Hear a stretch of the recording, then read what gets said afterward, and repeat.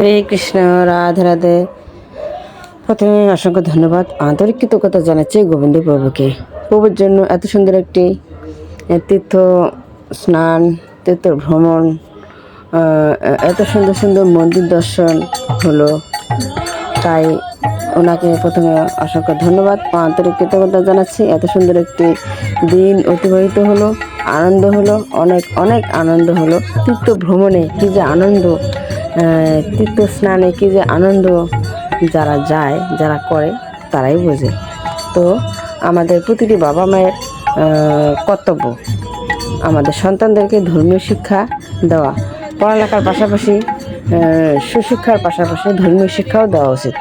কারণ তার প্রমাণ আমি, কারণ ছোটোতে আমার বাবা ছিল যে প্রাইমারি স্কুল হেড টিচার, এবং শিক্ষকতা করার পাশাপাশি উনি সাধুসঙ্গ করতেন।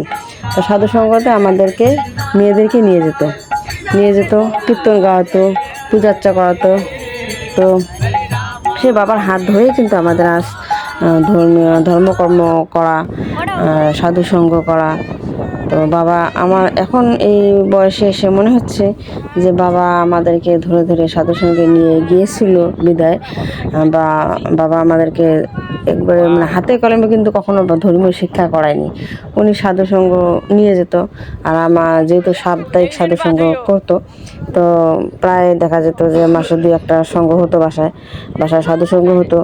আর পূজা করতো, আমার বাবা পূজা করতো, আর মন্ত্রগুলো জোরে জোরে পাঠ করতো। আমার বাবার দেখে দেখে কিন্তু মানে দেখে শিখতাম, এবং দেখে শুনেই শিখতাম। কখনো ধরে ধরে মন্ত্র মুখস্থ করায়নি। আমার বাবা মন্ত্র বলতো, ওইখান থেকে শুনে শুনে মন্ত্র সব মুখস্থ। এবং একটা অধ্যায়, 12 অধ্যায় শ্রীমদ্ ভগবদ গীতার 12 অধ্যায় পুরা মুখস্থ। আমার বাপ প্রতিদিন এই 12 অধ্যায় মুখস্থ বলতো, আর আমার শুনে শুনে সেটা মুখস্থ, মঙ্গলাচরণ পুরা মুখস্থ। তো এইভাবে আমার সন্তানরাও, এখন আমি যখন মন্ত্র বলি, আমার শুনে শুনে আমার ছেলেরাও মন্ত্র মুখস্থ। সন্ধ্যাবেলা যখন সন্ধ্যা প্রার্থনা করি, সন্ধ্যাবেলা তুলসী আরতি, এক নাম, আবার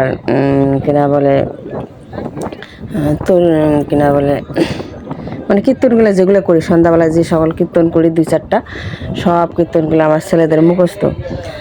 তো সেজন্য মানে আমি যেহেতু নিজে পরীক্ষিত এবং প্রমাণিত, তাই আমি মনে করি যে আমাদের প্রতিটি বাবা মায়ের কর্তব্য যে সন্তানদেরকে ধর্মীয় শিক্ষায়, পড়ালেখার পাশাপাশি ধর্মীয় শিক্ষা দেওয়া।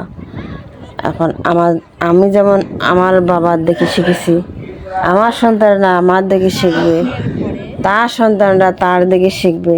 এইভাবেই সন্তানদেরকে ধর্মীয় শিক্ষা দেওয়া উচিত।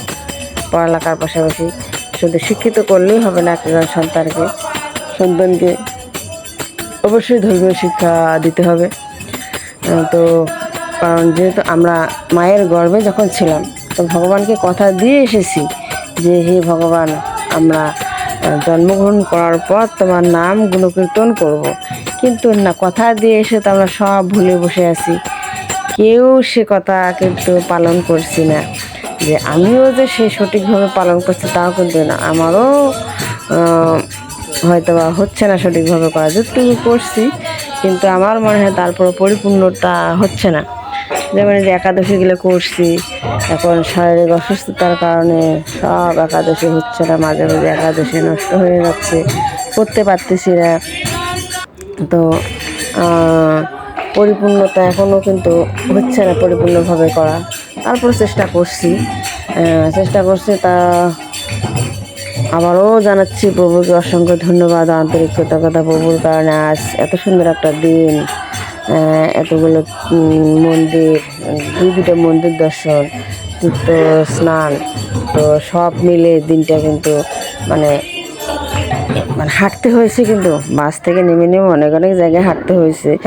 তারপর কিন্তু ক্লান্তিটা মনে হয়নি যে এতটা মানে একটা জার্নি যে করে আসলাম, বেশ আনন্দ লেগেছিল। আর তাছাড়া এই তীর্থ ভ্রমণে যখন যাওয়া হয়, অনেক ভক্তের সঙ্গে যাওয়া হয়, তো বেশ ভালো লাগে। অনেক আবারও অসংখ্য ধন্যবাদ, আন্তরিক কৃতজ্ঞতা জানাচ্ছি গোবিন্দ প্রভুকে। তো আপনারাও সবাই যাবেন, ভালো লেগেছিল। যাওয়ার চেষ্টা করবেন। সকল তো ভগবানের সঙ্গে একসাথে নাম স্নান কীর্তন করা এবং কথা তো দিয়ে এসেছি, মানে খুব একটা মায়ের আনন্দের গর্ভে বিষয় যখন ছিল। ছিলাম তখনই কথা দিয়ে এসেছি, খুব একটা কিন্তু ভালো কথা লাগার সে বিষয় কথা ছিল। কয়জন আর পালন করছি। হরে কৃষ্ণ।